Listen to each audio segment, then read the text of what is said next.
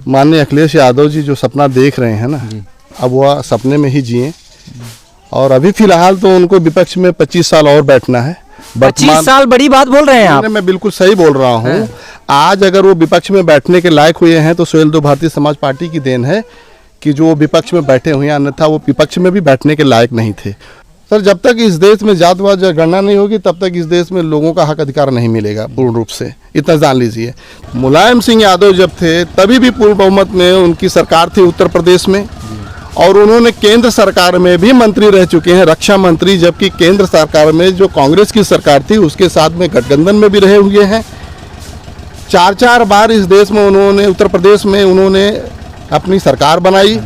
मायावती जी ने 4 बार अपनी सरकार बनाई। इन सभी लोगों को अगर जातवाद जनगणना की इतनी ही चिंता थी तो जब उनकी खुद की सरकार थी तो उस समय क्यों नहीं इसको लागू कर दिया? किसने रोका था? जब आपकी व्यक्तिगत सरकार थी, पूर्ण बहुमत में सरकार थी, तब कहाँ सो रहे थे? तब आपको पीडीए का नारा और पीडीए के लोग नहीं दिखाई देते थे। आज आप पीडीए का नारा लगा रहे हो कि हम पिछड़ा दलित अल्पसंख्यक की लड़ाई लड़ रहे हैं। जब आप सरकार में थे तब कहाँ गई थी आपकी लड़ाई भाई? अरे किसे बेवकूफ़ बना रहे हो और कब तक बेवकूफ़ बना रहे हो? यही कारण है कि मैं कह रहा हूँ कि 25 साल वो और विपक्ष में बैठेंगे। इन लोगों की औकात नहीं कि ये सरकार बना करके फिर से ये राज करेंगे। भाई ये सपना है इतनी बड़ी।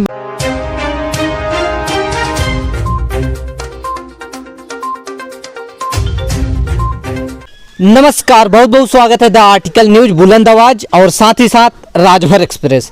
दोस्तों, राजभर एक्सप्रेस काफ़ी जो है मुद्दे उठा रहा है। राजभर समाज से जुड़े जो भी लोग हैं, कलाकार हैं या फिर जो भी मुद्दे हैं, सब दिखाता है। और हम आज हैं जिला जौनपुर के, ग्राम सभा नवली है और खेतासराय में आता है, जो कि जिला जौनपुर लगाता है। और यहाँ पर जो है सुहेलदेव भारतीय समाज पार्टी के महाराष्ट्र उपाध्यक्ष जी हैं।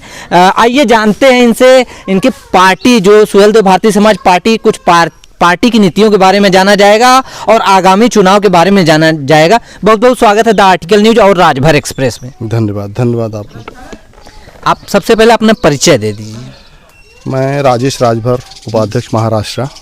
राजेश राजभर, आप महाराष्ट्र के उपाध्यक्ष हैं सुहेलदेव भारतीय समाज पार्टी में। सुहेलदेव भारतीय समाज पार्टी इस समय जो है काफ़ी सुर्खियों में बनी हुई है। और सबसे बड़ी बात यह है कि मौजूदा समय में भारतीय जनता पार्टी प्रदेश में भी देश में भी झंडा गाड़ी हुई है, उनका सरकार चल रहा है। लेकिन विपक्ष जो है तंज कस रहा है। जैसे समाजवादी पार्टी के सुप्रीमो अखिलेश यादव भी बार बार ये चीज़ कह रहे हैं कि पिछले बार हमने तो जो है कुछ बख्श दिया था उत्तर प्रदेश में, इस बार जो है खाता नहीं खोलने देंगे। तो इस बारे में क्या कहना चाहेंगे आप? देखिए, आपको मैं एक चीज़ बता देता हूँ कि माननीय अखिलेश यादव जी जो सपना देख रहे हैं ना, अब वह सपने में ही जिए। और अभी फिलहाल तो उनको विपक्ष में 25 साल और बैठना है। 25 साल बड़ी बात बोल रहे हैं आप। मैं बिल्कुल सही बोल रहा हूँ। आज अगर वो विपक्ष में बैठने के लायक हुए हैं तो सुहेलदेव भारतीय समाज पार्टी की देन है कि जो विपक्ष में बैठे हुए हैं, अन्यथा वो विपक्ष में भी बैठने के लायक नहीं थे।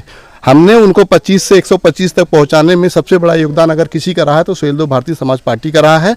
और हमारे माननीय राष्ट्रीय अध्यक्ष जी ओम प्रकाश जी का रहा है। जब हमारा गठबंधन उनके साथ में हुआ था तो वो उसके पहले वो सिर्फ और सिर्फ 25 सीट पर थे, और जब हमारा गठबंधन हुआ उनके साथ में, जब हमने चुनाव मिलकर लड़ा तो 125 तक हमने पहुंचा दिए, तब उनको जाकर के विपक्ष में जाकर के जगह मिली। लेकिन मैं एक चीज़ आपको रोकना चाहूँगा। एक चीज़ हम मतलब विवादित बयान काफ़ी सुर्खियों में है, सामने भी आ रहा है। समाजवादी पार्टी के जो नेता हैं, पदाधिकारी हैं, स्वयं राष्ट्रीय अध्यक्ष जी का भी ये कहना है कि हमारे पार्टी के इस रहल कि मतलब ओम प्रकाश जी के 6 विधायक हो गए, नहीं तो वो भी नहीं हो पाते, ऐसा कुछ गलत बात है ना। इसके पहले भी हमने भारतीय जनता पार्टी के साथ में मिलकर चुनाव लड़ा था और हमारे 4 विधायक उस समय बनकर आए हुए थे। तो ये तो इनका कहना गलत है ना। आप कैसे मतलब ये कह सकते हैं, माननीय अखिलेश यादव जी कैसे कह सकते हैं कि हमारे साथ में गठबंधन हुआ तो 6 विधायक उनके आए? उनके पहले ऑलरेडी हमारे 4 विधायक थे। हम उसके पहले मालूम है मंत्रिमंडल में शामिल थे। 2017 का जब चुनाव हुआ था, 2017 में हमने चुनाव में हम और बीजेपी और सुहेलदेव भारतीय समाज पार्टी मिलकर के सरकार बनाई थी। उत्तर प्रदेश में हमारे राष्ट्रीय अध्यक्ष माननीय ओम प्रकाश राजभर जी कैबिनेट मंत्री थे। वो कहाँ भूल रहे हैं इस चीज़ को? नहीं तो जब कैबिनेट मंत्री माननीय ओम प्रकाश राजभर जी जब इस्तीफा दिए थे तो उन लोग का ये कहना था कि मतलब इनके मर्जी के मुताबिक जो है सीटें नहीं मिली या फिर इनकी बात नहीं मानी गई, इस वजह से जो है ये इस्तीफा दे दिया, ऐसा कुछ? ऐसा कुछ नहीं। देखिए क्या होता है, जब हम गांव-गांव जाते हैं तो गांव-गांव में हम एक मुद्दा रखते हैं, जो गांव की समस्याएं होती हैं वह हम जनता, जो गांव की समस्याएं होती है वह हम जनता के बीच में उनसे वादा करके आते हैं कि आपकी जो भी भाई हमारी सरकार बनाई, आपकी समस्याएं जो उसका समाधान हम करेंगे।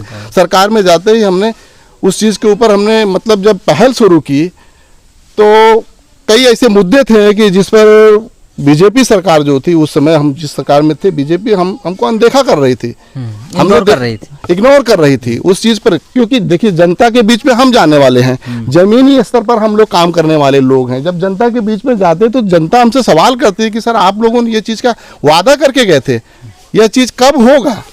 और सबसे बड़ा मुद्दा तो हमारा ये था कि हमने जनता को वादा किया था कि भाई हमारा जो सामाजिक न्याय समिति है वह चीज़ लागू करने का है। ये सारी चीज़ें हमने उस समय बीजेपी से भी बात की थी और बीजेपी के साथ में गठबंधन भी हमारा इसी बेस पे हुआ था कि हम जब सरकार में आएंगे तो सामाजिक न्याय समिति लागू करके जो पिछड़ों का हक अधिकार उनका दिलाने का काम करेंगे। एक चीज़ और हमने देखा कि हाल ही में मतलब अभी पिछले कुछ दिनों बीते हुए समय में वो आरक्षण का जो मुद्दा आया है सामने कि सरकार जो है, सरकार और जो है कोर्ट जो जहाँ पर फैसला ये था, सरकार ने इस पे जो है रजामंदी दे दी है और जातिगत जो जनगणना वाली बात है ये होने वाली है, क्या कितने % सही है? नहीं 100% सही है। ये भी हमारी ही भूमिका है इसमें, क्योंकि हमने शुरू से हमेशा इस मुद्दे पर आवाज उठाई है कि हम जब तक इस देश में, देखिए कैसा होता है सर, जब तक इस देश में जातवाद जनगणना नहीं होगी तब तक इस देश में लोगों का हक अधिकार नहीं मिलेगा पूर्ण रूप से, इतना जान लीजिए।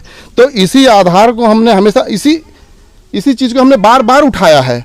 आज बीजेपी में हम सरकार में है, इस चीज़ को मान लिया है। इसमें सबसे बड़ा योगदान सुहेलदेव भारतीय समाज पार्टी का, हमारे माननीय राष्ट्रीय अध्यक्ष जी का है। जो जातवाद जनगणना होगी, जातवाद जनगणना के बाद सामाजिक न्याय समिति लागू हो जाएगी और सबको उसी आधार पर डिवाइड करके जो जिनका अधिकार, जो जिसकी जितनी संख्या बारी उसकी उतनी भागीदारी के हिसाब से उनका हक अधिकार दिया जाएगा। और बहुत ही सराहनीय काम है ये बीजेपी का। मैं धन्यवाद देता हूँ माननीय प्रधानमंत्री जी नरेंद्र मोदी जी को और माननीय उत्तर प्रदेश के मुख्यमंत्री योगी जी को मैं धन्यवाद देता हूं अपनी पार्टी की तरफ से और अपनी तरफ से। ये जो आपने बताया जातिगत जनगणना वाला जो पास हुआ है, इस पे जो है सपा सुप्रीमो अखिलेश यादव अपने ट्विटर हैंडल से साफ मतलब मतलब एक बैरक लगा करके उसमें लिख करके कि मतलब हमारे अथक प्रयास से आज जातिगत जनगणना कामयाब हो गया और ये पटल पे है। बिल्कुल। तो ये इस पे आप क्या कहना चाहेंगे? देखिए एक बात बता दूं मैं आपको, इसके पहले पूर्ण बहुमत में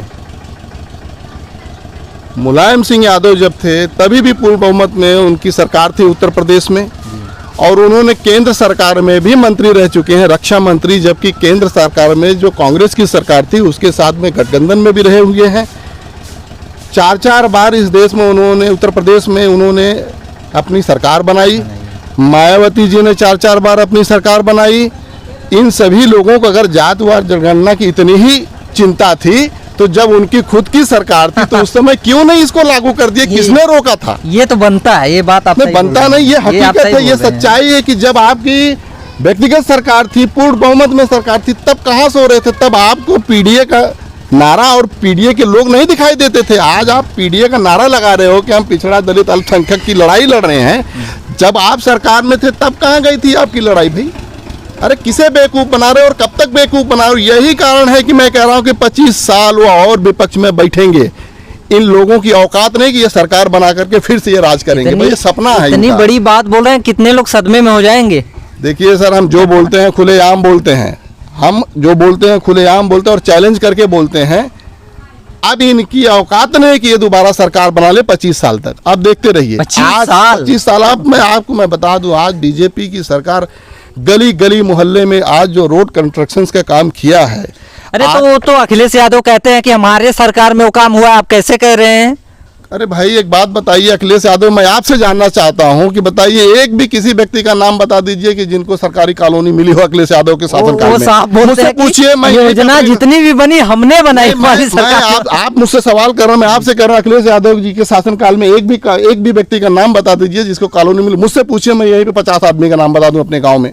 बाकी जगह की बात ही छोड़ दो, मैं सैकड़ों ऐसे लोगों को जानता हूं जो मुझे पता है कि इसका लाभ नहीं, लाखों करोड़ों लोगों ने इसका लाभ लिए हैं। मोदी सरकार के शासनकाल में जितनी भी योजनाएं आई हैं जो जमीनी लेवल की थी, जो आम जनता गरीब जनता के लिए थी, वह मोदी सरकार के राज्य में सभी को लाभान्वित किया है। ये मैं आपको कह रहा हूँ, चीज कर मान कर चलिए। एक चीज और हम पूछना चाहेंगे कि मतलब इस समय जो है राजभर समाज के ऊपर जो दबे कुचले लोग हैं, गरीब लोग हैं, अक्सर जो है आए दिन उत्तर प्रदेश में कहीं न कहीं उत्पीड़न हो रहा है, उनका जबरदस्ती जमीन पर कब्जा हो जा रहा है और मारे पीटे भी जा रहे हैं। तो बीजेपी सरकार, ऐसा माना जाता है बीजेपी सरकार यानी बुलडोजर बाबा की सरकार, लेकिन किस तरह से सही है कि मतलब उनके योगी बाबा के सरकार में इस तरह जो है राजभर समाज के ऊपर जो है अत्याचार अन्याय हो रहा है? देखिए, हमेशा से इतिहास गवाह के हमेशा से हमें गरीब जो है कुचला जाता है, हमेशा से गरीबों को परेशान किया जाता है। इतना कड़क शासन होने के बावजूद अगर ऐसी कोई घटनाएं घट रही हैं ये चिंताजनक है। लेकिन जो ज़मीनी विवाद जहाँ भी जो भी चीज़ें हो रही हैं, इसमें सबसे मुख्य धार गांव के प्रधान के लोग होते हैं, क्योंकि वो कभी भी कोई भी चीज़ क्लियर करना ही नहीं चाहते हैं, इसलिए हमेशा वह विवाद का मुद्दा बना हुआ रहता है। और राजस्व विभाग का ये मुद्दा है, इस विषय में मैं ज़्यादा कुछ नहीं बोल सकता। नहीं तो उस पर जो है जैसे एक मामला था, हम लोग गए थे वहाँ पर, देखे, जांच पड़ताल की, वहाँ का बाइट वाइट लिए वहाँ के लोगों का। वो लोग का कहना है कि यहाँ पर जो है यहाँ का ग्राम प्रधान जो है, पूछा गया ऐसा, यहाँ का ग्राम प्रधान कौन है तो बताया गया यादव हैं, यहाँ का विधायक कौन है तो बताया गया यादव हैं, और यहाँ पर जो उत्पीड़न कर रहा है कौन है तो बताया गया यादव हैं, और एडवोकेट हैं। तो क्या लगता है मतलब यादव समाज या फिर ठाकुर बाबू साहब जो इनको बोला जाता है समाज, ये राजभर परिवार या राजभर समाज या नीचे के जो भी दबी कुचली बिरादरियां हैं, इनके ऊपर हावी होने का क्या कारण है, क्या रीजन है? देखिए सर, मैं एक बात बता दूं, मैं इतिहास गवाह है, आपको आज भी मैं बता रहा हूँ, जब तक पिछड़ा समाज हो चाहे दलित समाज हो, जब तक शिक्षित नहीं होगा, जब तक ताकतवर नहीं होगा, तब तक हमेशा सताया जाएगा। ये आज से नहीं, सदियों से चला आ रहा है। आज हमारे समाज के ऊपर हो, चाहे दलित समाज के ऊपर हो, चाहे पिछड़े समाज, जो भी जातियां आती हैं उत्पीड़न में, आज जो भी जातियां आ रही, उसका सबसे बड़ा मूल कारण है अशिक्षा। उनको इस विषय में कोई भी जानकारी नहीं होती है। हमारे समाज के लोग शिक्षा के ऊपर ध्यान नहीं देते हैं। सबसे ज़्यादा मैं कहता हूँ हमारे समाज के लोग नशाखोरी के ऊपर ध्यान देते हैं। गाँव में जो कुरीतियां हैं उस चीज़ के ऊपर, देखिए पहली बात तो कोई रोक नहीं है किसी के ऊपर, पहली बात संस्कार की कमी है। बहुत सारी ऐसी कमियां हैं जो समाज को नीचे ले जाने का कारण बन रही हैं। और एक दूसरा कारण ये भी कि जहाँ भी लोग बहुसंख्यक में हैं, चाहे ठाकुर हों, चाहे ब्राह्मण हों, चाहे यादव हों, जहाँ वो बहुसंख्यक में है वहाँ पर जो भी छोटी जातियाँ हैं, जो भी गरीब जातियाँ, दबाने का काम होता है। ये कोई नई बात नहीं है, पुराने से। लेकिन हमें जरूरत है बदलाव की जरूरत। हम जब तक शिक्षा को अपना मूल आधार नहीं बनाएंगे तब तक बदलाव नहीं हो सकता है। हम जब तक ताकतवर नहीं होंगे तब तक हमें इसी तरह दबाया जाएगा। हमें शिक्षित होना बहुत ज़रूरी है। मेरा खास तौर पर यह मैसेज है समाज के उन सभी लोगों के, चाहे पिछड़े समाज के हों, चाहे राजभर समाज के हों, चाहे दलित समाज के हों, जब तक वो अपने आप को शिक्षा के माध्यम से मजबूत नहीं करेंगे, जब तक वो हर फील्ड में अपनी जगह नहीं बनाएंगे, जब तक हमारे समाज में अधिकारी, प्रशासन में अधिकारी नहीं बनेंगे, तब तक इसी तरह जगह जगह पर वो मारे जाएंगे, दबाए जाएंगे, उनके घरों को छीना जाएगा, हड़पा जाएगा, उनके खेतों को छीना जाएगा, हड़पा जाएगा, और ऐसा चलता रहेगा। ये हमारी सबसे बड़ी कमजोरी है। तो क्या लगता है, जैसे ऐसा एक वीडियो वायरल हुआ था, उसमें जो है सुहेलदेव भारतीय समाज पार्टी के पदाधिकारी और खुद कैबिनेट मंत्री मौजूदा समय में ओम प्रकाश राजभर जी का एक बयान वायरल हो रहा था कि 2027 में जो है मुख्यमंत्री बनने के दावेदार हैं। कितने % सही है? देखिए भाई, कहते हैं ना कि सपना और सोच सबकी होनी चाहिए। सपना देखना तो कोई बुरी बात नहीं है। और एक देखिए, सपना दो प्रकार का है, एक सोते हुए सपना देखो, एक जागते हुए।